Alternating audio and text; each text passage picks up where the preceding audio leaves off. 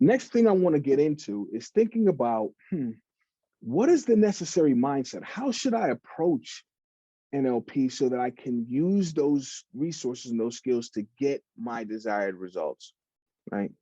Now, you may be surprised to hear this next crucial piece of doing, and having more fulfillment using NLP. It's contrary to popular belief. The key to winning this game of life using NLP is to not compete. And I know it sounds strange coming from somebody who's competed at a high level, but I'm telling you, competing could be the death of you in terms of getting your results. Think about it like this. I want to take a moment to make you aware of the difference between a competitive mindset and a creative mindset. Now, what we need to get rid of is the competitive mindset. That's got to go. I know it sounds counterintuitive. Then again, adopting what we believed in the past was the competitive mindset, it still left us feeling lack and deeply desiring more. So as an NLP practitioner, it actually makes sense that that's the way it happened in the past. And you'd agree, it makes sense that if that didn't work, we need to take a new and different approach. So what is a competitive mindset? A competitive mindset, in the simplest terms, is an I win, you lose mindset. Somebody's got to be the loser. And there's a big difference between competing in sports and creating the results you deeply desire in your life. So it could seem competitive like sports at times. Totally get that. But recognize it's not like boxing or MMA. You recognize what we must be accepted by the unconscious mind, what the unconscious mind has to accept as truth in order to make sense of a competitive mindset. Competitive mindset presupposes that my focus is on the outside world, focused on those outside of me that I believe I'm in competition with. Now that can be lethal to your goals because remember, our world is inside. The 126 is inside. Our unconscious mind is inside. Our ideas, our inspiration, my ability to think as a human being are all inside. Everything I need to achieve more is inside. So if I'm in a competitive mindset, my focus is not on my resources. I'm simply reacting to what my perceived competition does. If I have a competitive mindset, at the same time, I'm aware that I need more of something. I need more money, more clients, more freedom, more love. That presupposes that I'm focused on lack, the lack of that which I want more of. That's the picture the dog is focused on, lack, right? I'm focused on what I don't want. And since the dog doesn't understand negatives, what I don't want, the dog is in charge of my emotions. So when I'm focused on lack, I begin to feel the emotions consistent with lack or even starving.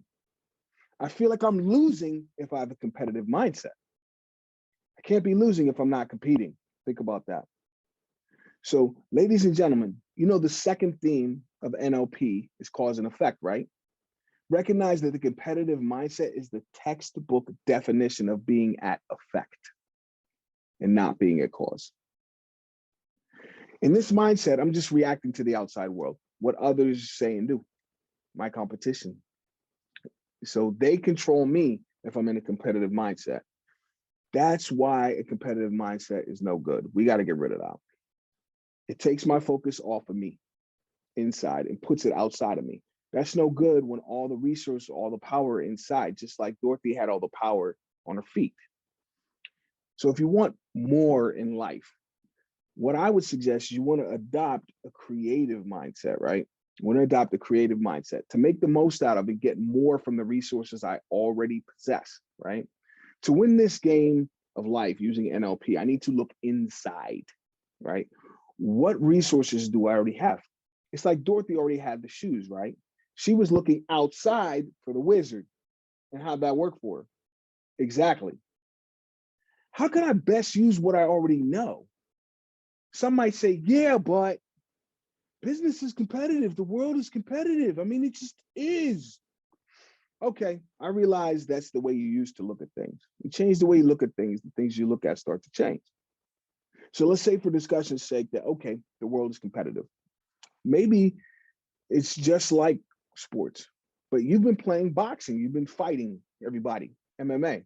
Really what you want to think about is more like Olympic swimming, right? So here's what happens when we adopt and believe in a creative mindset, right? Now, we all know who Michael Phelps is, right? Possibly the greatest swimmer there ever was.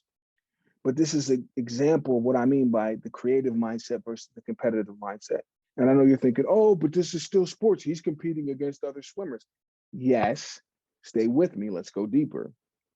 See, the thing is, when a swimmer's preparing to compete in that game, his focus is inside. He might even wear headphones to shut the outside world out so that he can focus all of his energy and attention inside on the resources, all the preparation, and the faith he has in his ability to get from this end of the pool to the other one first, right? So you see the way the game is played. Everyone stays in their individual lane. Nobody's impeding the progress of anybody else. You don't see anyone reaching out and grabbing somebody's ankle. Nobody's swimming in a zigzag way to prevent other people from getting in front of them.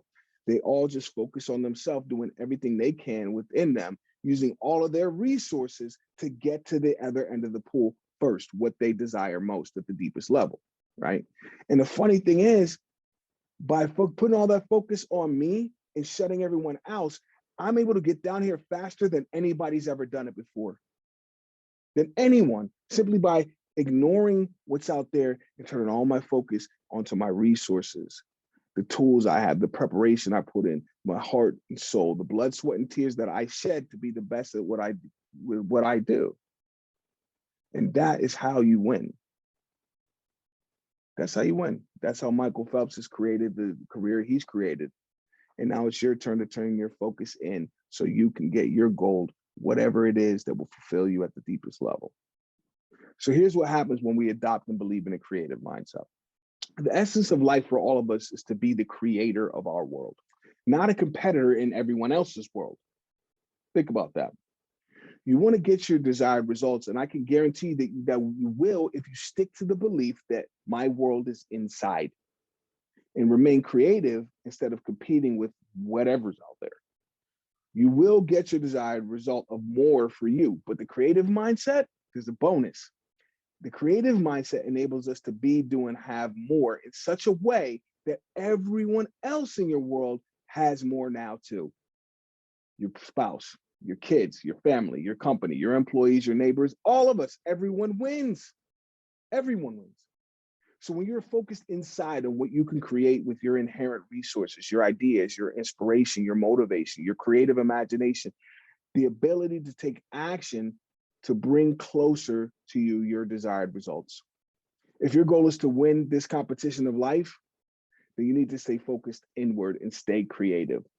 See, winning in life is not a competition like boxing or MMA, where there is a clearly defined winner and loser.